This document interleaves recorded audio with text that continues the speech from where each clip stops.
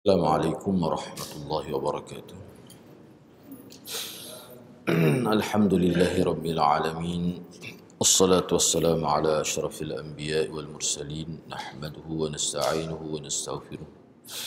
Wa na'udzu billahi min shururi anfusina wa min sayyiati a'malina.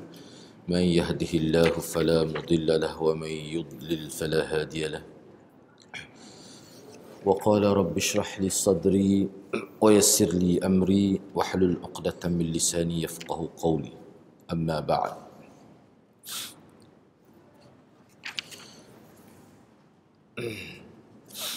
Alhamdulillah, marilah sama-sama kita memanjatkan setinggi-tinggi syukur kepada Allah Subhanahu wa taala kerana pada pagi ini dapat kita bersama, dan insya-Allah kita akan memulakan perbincangan ataupun sebagai tazkirah pada pagi ini dengan menggunakan sebuah kitab yang disusun oleh Imam Az-Zahabi,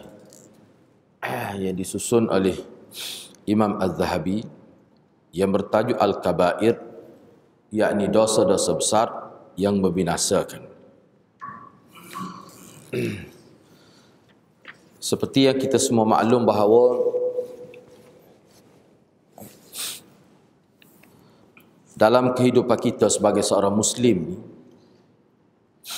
kita tidak dapat tidaklah, siapa sahaja kita, sama ada kita ni ulama, pemimpin politik, ahli perniagaan, ataupun siapa sahaja kita, ustaz, orang biasa, masyarakat awam, kita kata, semuanya dia tidak boleh terlepas daripada melakukan dosa itu. Dan dosa ni terbahagi pada dua. Ada dosa yang dikatakan Al-Kabair, seperti yang kita bincanglah dalam kitab ini. Ada juga dosa yang disebut sebagai As-Saghair, iaitu dosa-dosa kecil. Jadi dosa kecil adalah dosa yang sukar untuk manusia, termasuk kita sendiri. Nak elak diri tu payah. Kalau daripada dosa kecil ni, nak elak tu agak payah.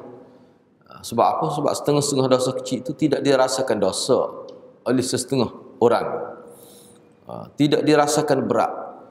Dan kalau tersalah melakukan dosa kecil pun, masyarakat sekeliling tidak menganggap itu sebagai dosa. Masyarakat sekeliling tidak menganggap itu sebagai perkara yang menjatuhkan maruah. Itu dosa-dosa kecil. Jadi maknanya dosa kecil ini lebih mudah berlaku dan boleh katakan berlaku setiap hari. Sama ada di rumah bersama ahli keluarga, dengan jiran, dengan ibu bapa, dengan rakan-rakan pejabat, dan juga dengan masyarakat. Itu boleh berlaku. Oleh kerana dosa ini mudah berlaku, maka Allah Subhanahu wa taala mempermudahkan kepada kita untuk hilang dosa-dosa itu. Dia tidak perlu melalui taubat yang khusus. Dosa-dosa kecil ini dia tidak perlu melalui taubat yang khusus, tetapi hanya dengan kita kata melakukan amalan-amalan tertentu, istighfar, mana lebih mudah. Tidak perlu mengikuti rukun-rukun taubat yang khusus itu, tidak perlu.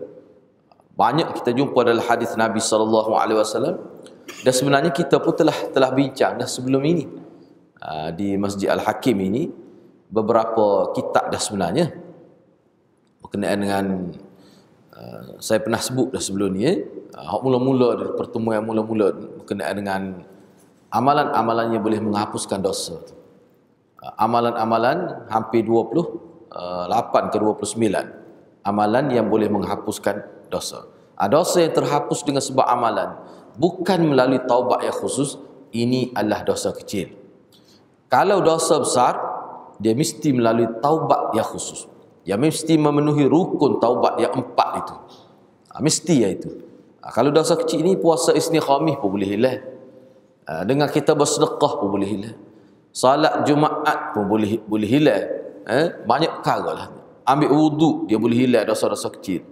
Tetapi ada satu lagi dosa yang kita sebut sebagai dosa besar, ataupun dalam istilah hadis ni dipanggil kabair. Inilah kita nak bincang. Yang mana dosa ni besar. Dan sebenarnya dosa besar ni dia mudah nampak. Kalau buat, orang akan rasa jejek lah, rasa keji, mudah nampak. Kemudian dosa ini pun, dosa besar ini bukanlah satu perbuatan berdosa yang mana dilakukan dengan sengaja. Dah payah nak berlaku pada kita. Dosa-dosa kita sebut sini setengah-setengah tu memang payah kita nak buat. Zina, minum arak, berbohong, payah. Bagi kita orang Islam ni yang sentiasa jaga akhlak ni, payah nak buat dosa-dosa. Tapi ada juga yang tidak payah sangat, ada juga. Misalnya mengumpat. Tu bagi setengah orang tak boleh kau tak ngumpat. Kau tak ngumpat berasa panas tubuh nak. Berasa demam, ngumpat segar. Ada juga jenis gitu. Tetapi secara umumnya bila sebut dosa besar, dia agak sukar untuk berlaku pada seseorang. Khususnya seorang itu yang jaga semaya 5 waktu, dia jaga baca Quran semua, payah. Tapi ada setengah tu mudah. Tu kenapa hal. Jadi dosa-dosa besar ni bila kita buat, dia kena bertaubat khusus. Memenuhi 4 rukun taubat. Yang pertama, rukun taubat tu ni sebagai peringatan. Saya yakin dan percaya bahawa hadirin dan hadirat ingat dah rukun taubat ni. Yang pertama, dia panggil al-insaf. Insaf ni maknanya dia insah lah, menyedari kesalahan dia. Itu dia panggil yang pertama. Yang kedua, dia panggil al-azm. Dia nekat untuk tidak mahu melakukan, tidak mahu mengulangi kesalahan itu. Yang ketiga, dia panggil al-iqla'. Iqla' maknanya menjauhi punca dosa itu. Menjauhi punca dosa. Itu kalau kesalahan dengan Allah Subhanahu Wa Taala. Kalaulah kesalahan yang dilakukan oleh seseorang itu ada kaitan dengan manusia, dengan orang lain, maka ditambah satu rukun lagi, iaitu rukun yang keempat. Apa dia? Dia kena selesaikan, dia kena minta maaf dengan orang yang dia buat salah itu. Misalnya kalau dia fitnah seseorang, dia umpat seseorang, ataupun dia ambil harta seseorang itu, dia curi harta seseorang, ikutlah kesalahan yang melibatkan dia dengan manusia, maka dia perlu selesaikan dengan manusia. Begitu. Itu ringkasnya begitulah. Baik, cuba tengok hadirat kita nak masuk muqaddimah hari ini.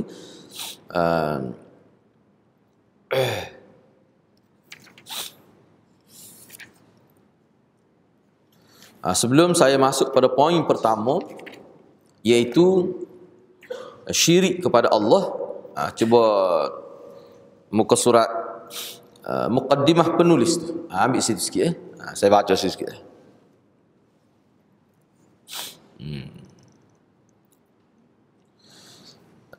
Bismillahirrahmanirrahim. Ya Allah, mudahkan dan tolonglah kami. Dengan nama Allah yang Maha Pemurah lagi Maha Mengasihani, dia pun berdoa, Ya Allah, mudahkan dan tolonglah kami.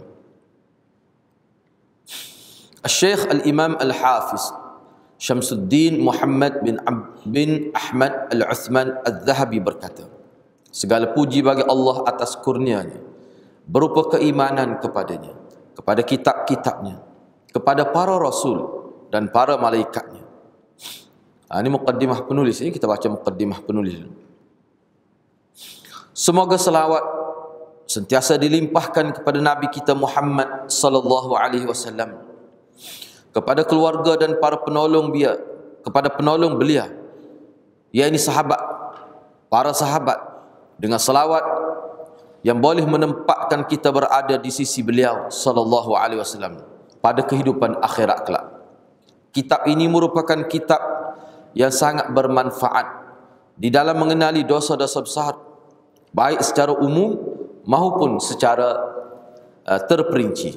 Mudah-mudahan Allah Ta'ala dengan rahmatnya memberikan kurniaan kepada kita untuk menjauhi dosa-dosa besar ini. Sehubungan dengan itu Allah Subhanahu Wa Ta'ala berfirman, In tajtanibu kaba'ira ma tunhauna an nukaffir ankum sayyiatikum wa nudkhilkum mudkhalan kariman. Jikalau kamu menjauhi dosa-dosa besar, yaitu dosa-dosa yang dilarang kamu melakukannya, pasti kami hapuskan kesalahan-kesalahan kamu dan kami masukkan kamu ke tempat yang sangat mulia, yakni syurga. Surah An-Nisa ayat 31. Jadi dengan ayat ini Allah menjamin syurga kepada sesiapa yang menjauhi dosa-dosa besar. Berusaha menjauhi dosa besar adalah merupakan salah satu penyebab kepada seseorang itu mendapat syurga Allah Subhanahu Wa Taala. Itu berdasar kepada ayat ni dalam surah An-Nisa ini. Dalam surah Asy-Syura Allah berfirman, "Walladzina yajtanibuna kaba'iral itsmi wal fawahish wa idza ma ghadibu hum yaghfirun." Dan juga bagi orang-orang yang menjauhi dosa-dosa besar dan perbuatan-perbuatan keji, dan apabila mereka marah segera memberi maaf. Dalam surah An-Najm Allah berfirman, "Alladzina yajtanibuna kaba'iral itsmi wal fawahisha illa al-lamam inna rabbaka wasi'ul maghfirah." Yaitu orang-orang yang menjauhi dosa-dosa besar dan perbuatan keji kecuali kesalahan-kesalahan kecil. Sungguh atau sesungguhnya Tuhan engkau wasi'ul maghfirah, adalah Tuhan yang maha luas kurniaannya dan maha luas pengampunannya. Kecuali dosa-dosa kecil. Kalau dosa-dosa kecil itu payahlah kita nak tinggalkan, payah kita nak elak. Sebab tu dosa kecil dia hilang dengan cara kita melakukan ibadat-ibadat tertentu. Nabi SAW bersabda, ini contoh hadis ni contoh dosa kecil akan hilang dengan sebab amalan, bukan melalui taubat yang khusus. Contohnya, as-salawatul khamsu wal jum'atu ilal jum'ah kaffaratul lima bainahun ma lam tughshal kaba'ir. Sembahyang fardu dan sembahyang Jumaat hingga ke Jumaat yang kehadapan adalah merupakan penghapus dosa lima bainahun, di antara waktu-waktu tersebut, selama mana seseorang itu tidak melakukan dosa besar. Di sini hadirat penting sangat, hadirat bagi perhatian dan peringatan, termasuk saya sendiri, bahawa dosa-dosa besar, bahawa amalan-amalan tertentu dalam agama kita, bila kita buat, dia boleh menjadi penyebab kepada terhapusnya dosa kecil, tetapi dengan syarat. Dengan syarat dalam tempoh itu, misalnya hari ini hari Sabtu, kemarin hari Jumaat, mana masing-masing kita Muslim pergi semaya Jumaat. Dalam hadis ni sebut hari Jumaat hingga kepada hari Jumaat yang satu lagi, tempoh itu adalah merupakan penghapus dosa lah. Dengan sebab kita laksana ke Jumaat dengan baik, maka dalam tempoh satu Jumaat kepada satu Jumaat yang kehadapan, waktu itu akan dihapuskan dosa-dosa kecil kita. Tapi dengan syarat dalam waktu itu jangan buat dosa besar. Syarat dia begitu. Mana kalau kita boleh jaga dosa-dosa besar kita tak buat, maka dosa kecil kita hapus dengan sebab semaya 5 waktu, dengan sebab kita semaya Jumaat. Tapi disiplin yang kita kena patuhnya apa dia? Jangan buat dosa besar. Itu ketetapan Tuhan. Kita terima ke ataupun tidak terima, itu merupakan ketetapan daripada Allah Subhanahu Wa Taala. Baik. Oleh kerana itu kita wajib untuk mengkaji dosa-dosa besar agar seseorang Muslim boleh menjauhinya. Kita semua mengetahui bahawa para ulama berbeza pendapat di dalam hal ini. Ada sebahagian ulama yang mengatakan bahawa jumlahnya adalah 7. Mereka berhujah dengan sabda Nabi SAW. Ada setengah ulama kata dosa besar ni 7 ya. Ijtanibu as-sab'al mubiqat. Jauhilah 7 perkara yang boleh membinasakan kamu. Hadis ni panjang lah. Dia tidak mari semuanya hadis, cuma dia mari terjemah saja. Cuba tengok terjemahan.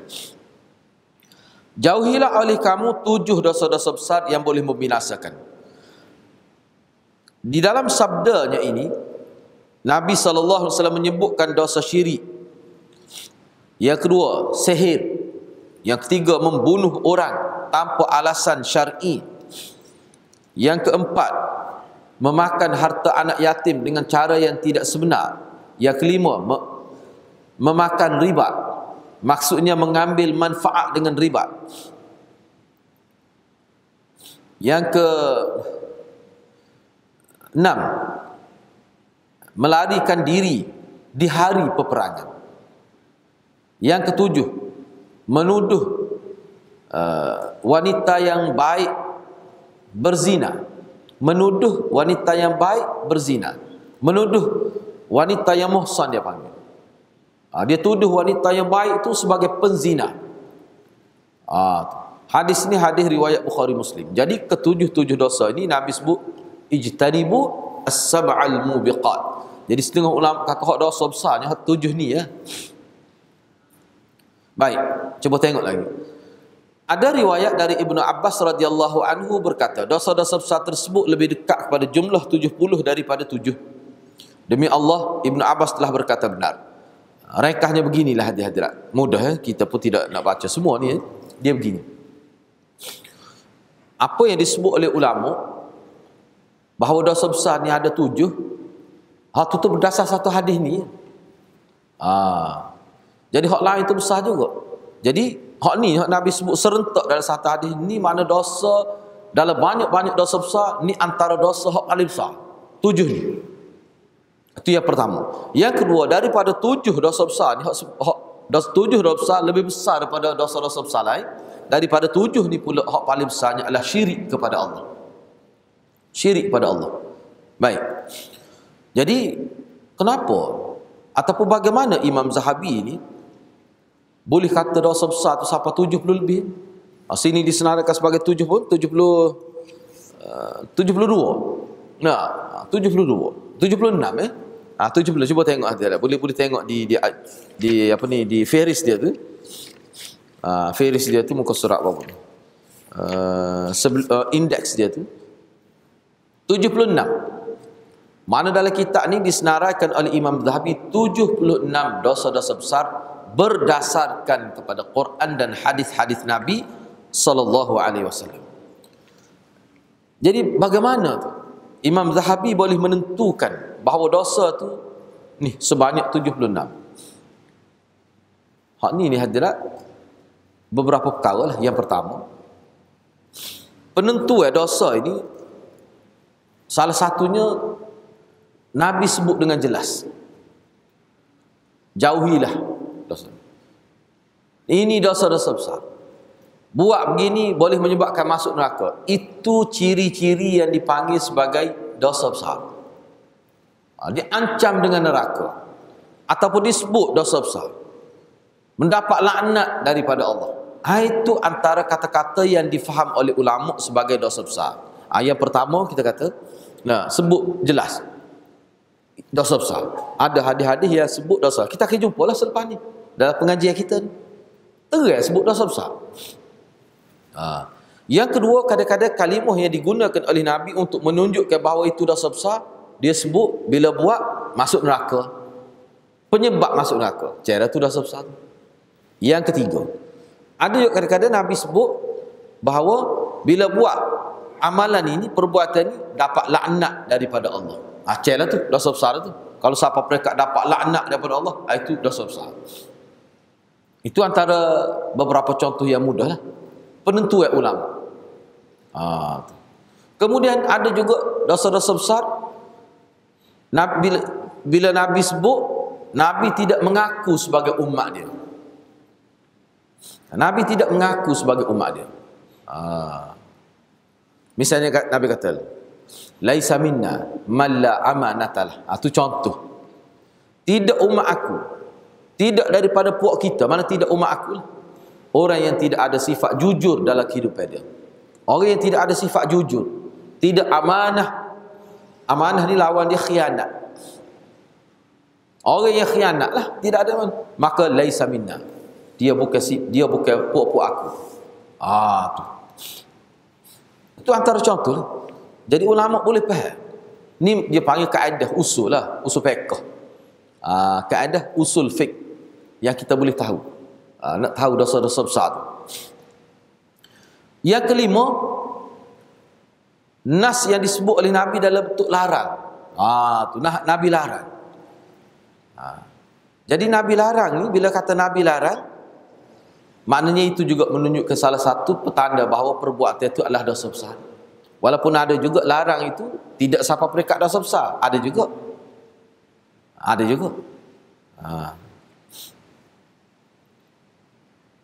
Misalnya Nabi larang kencing berdiri, tapi ulama tidak anggap sebagai dosa besar. Tidak. Sebab ada juga dalam hadis Nabi kencing berdiri. Jadi larangan tadi sebagai makruh mengikut ulama. Jadi Nabi kemudian itu perbincangan yang panjang lah. Mana ada ketikanya kencing dalam keadaan berdiri ni dia perlu dalam keadaan tertentu. Misalnya ulama kata sakit lutut nak kencing, nak duduk tak lihat, ataupun tempat kita nak kencing tak sesuai duduk misalnya, sebagai contoh. Tapi asasnya kebanyakannya dalam suasana biasa Nabi kencing sambil duduk. Jadi larangan kencing sambil berdiri itu tidak menunjukkan haram. Itu ada juga begitu. Baik. Cuba tengok lagi. Allah berfirman, "Innallaha la yaghfiru an yushraka bihi wa yaghfiru ma duna dzalika liman yasha." Sesungguhnya Allah tidak akan mengampuni dosa kerana mensyirikkannya. Ini maksudnya orang yang mati dalam keadaan tidak bertaubat daripada syirik, Allah tidak akan ampunkan. Maknanya berat, masuk neraka ni kekal dalam neraka. Jangan main-main.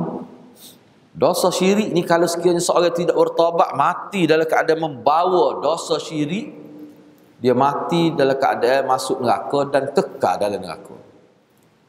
Wa yaghfiru ma duna dzalika liman yasha. Dan Allah akan mengampunkan dosa selain daripada dosa syirik, liman yasha, bagi sesiapa yang dia kehendaki. Bila seseorang itu mati dalam keadaan dia tidak bertaubat daripada dosa besar tapi bukan syirik, maka Allah akan ampunkan. Ada kemungkinan kalau Allah nak ampun, Allah ampunkan. Kalau Allah tidak mau ampun, Allah tidak akan ampunkan. Tapi kalau syirik, Allah kata awal lagi, aku tidak akan ampunkan. Maknanya berat. Cuba tengok lagi dalam suratul Maidah, innahu man yusyrik billahi faqad harramallahu alaihi al-jannah. Sesungguhnya sesiapa yang mensyirikkan, melakukan syirik kepada Allah, maka Allah mengharamkan syurga kepada dia. Allah mengharamkan syurga kepada dia. Ini antara kenyataan Allah kepada Nabi Ibrahim ketika dia minta supaya Allah tolong ampunkan ayah dia. Cerita Allah kata, aku mengharamkan syurga pada orang yang kufur kepada aku, orang syirik kepada aku.